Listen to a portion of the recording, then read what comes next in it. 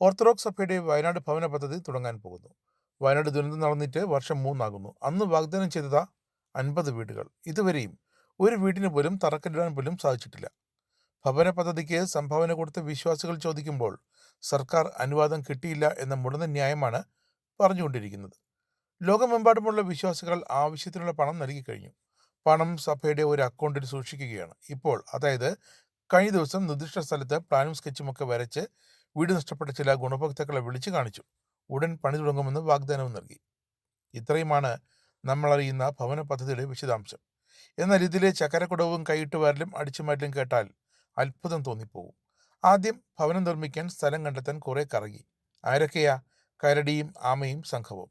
ആ ഇനത്തിൽ ദേവലോകത്തു നിന്നും കുറെ എഴുതി മാറ്റി. പിന്നീട് സ്ഥലം കണ്ടെത്തി അത് വാങ്ങിച്ചു. പൊന്നും വില കൊടുത്താണ് സ്ഥലം വാങ്ങിയത്. അതിന്റെ കമ്മീഷൻ ആരോരും അറിയാതെ ആമയും കരടിയും കൂടി പോക്കറ്റിലാക്കി. ഏത് പൊട്ടക്കണ്ണും അറിയാം ഒരു സ്ഥല കച്ചവടത്തിൽ എത്ര ശതമാനം കമ്മീഷൻ കിട്ടുമെന്ന്. അതെവിടെയാണെന്ന് വ്യക്തമാക്കാമോ? ആമയും കരടിയും കൂടി വീതം വെച്ചപ്പോൾ കിട്ടാത്ത ചില ഇത്തിൽക്കണ്ണികൾ പുറത്തു പറയുമെന്ന് പേടിച്ച് അവർക്കും നക്കാപ്പിച്ച കൊടുത്ത് ഒതുക്കിയെന്നാണ് പറഞ്ഞു കേൾക്കുന്നത്. ഇനിയിപ്പോൾ വീട് പണി തുടങ്ങാൻ പോകുന്നു. ഏതോ കോൺട്രാക്ടറെ ഏൽപ്പിച്ചാണ് പണി നടത്തുന്നത്. അതിൽ സ്ക്വയർ ഫീറ്റിനാണ് കമ്മീഷൻ പറഞ്ഞിരിക്കുന്നത്. കോൺട്രാക്ടർക്ക് പണം കൊടുക്കുമ്പോൾ തന്നെ കമ്മീഷൻ പണമായി കൊടുക്കണം. അക്കൗണ്ടോ ജിപേയിലോ ഒന്നും പറ്റില്ല, പണമായി തന്നെ കിട്ടണം എന്നതാണ് വ്യവസ്ഥയും. കമ്മീഷൻ കൊടുത്ത് വീടിന് ബലക്ഷയം വരരുത്. കമ്മീഷൻ വാങ്ങി ഇപ്പോൾ കമ്മീഷൻ കരടിയും കമ്മീഷൻ ആമയും എന്നാണ് ദേവലോകത്ത് പോലും ഇവരറിയപ്പെടുന്നത്. ഒരു മുട്ടുസൂഞ്ഞ് വാങ്ങിച്ചാൽ പോലും കമ്മീഷൻ വേണം. കമ്മീഷൻ ഇല്ലാത്ത പരിപാടിയില്ല. ദേവലോകത്ത് നിന്നും ഒരു പാവം അക്കൗണ്ടിനെ കരയിച്ച് പടിയിറക്കി വിട്ട സംഭവം നേരത്തെ ഞങ്ങൾ പറഞ്ഞിരുന്നു. അദ്ദേഹം പുതുപ്പള്ളി പള്ളിയിൽ വെച്ച് ഞങ്ങളോട് പങ്കുവച്ചത് ഞെട്ടിക്കുന്ന കഥകളാണ്.